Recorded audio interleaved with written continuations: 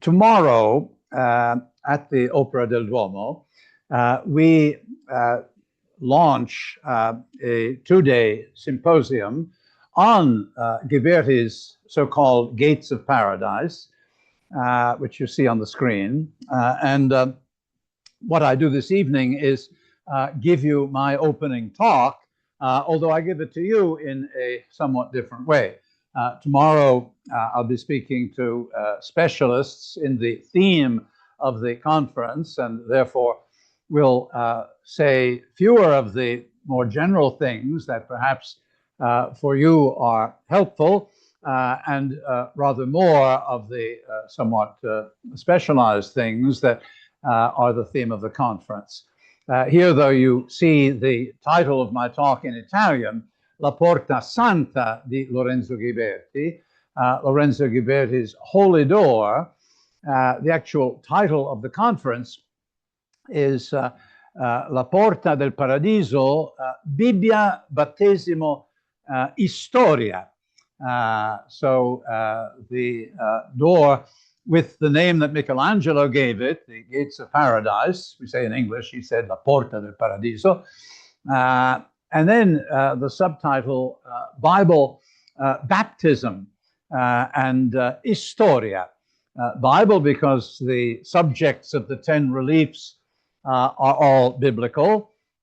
Baptism because one of the covert themes of the door has to do with water and alludes to the function of the building for which the doors were made, the baptism.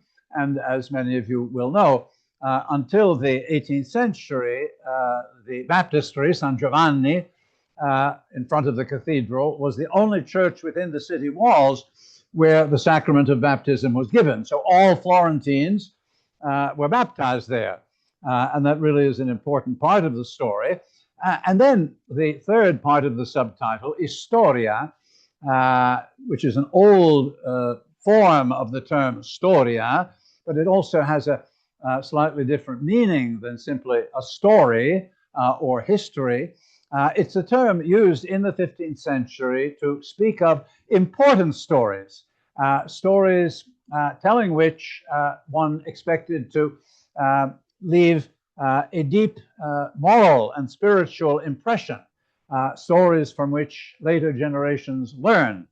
And in the history of art, the period of Ghiberti's door, which was begun in 1425 and finished in 1452, is the period that defines this kind of important storytelling as one of the main functions of the visual artist. The great writer of the period, of course, was Leon Battista Alberti, and in the book on painting that he writes in 1434, first in Latin, and then he himself translates it into Italian, he insists that the real task for the artist is to tell stories that are in themselves important in a way that will deeply impact on people's sensibilities, on their imagination, on their moral sense.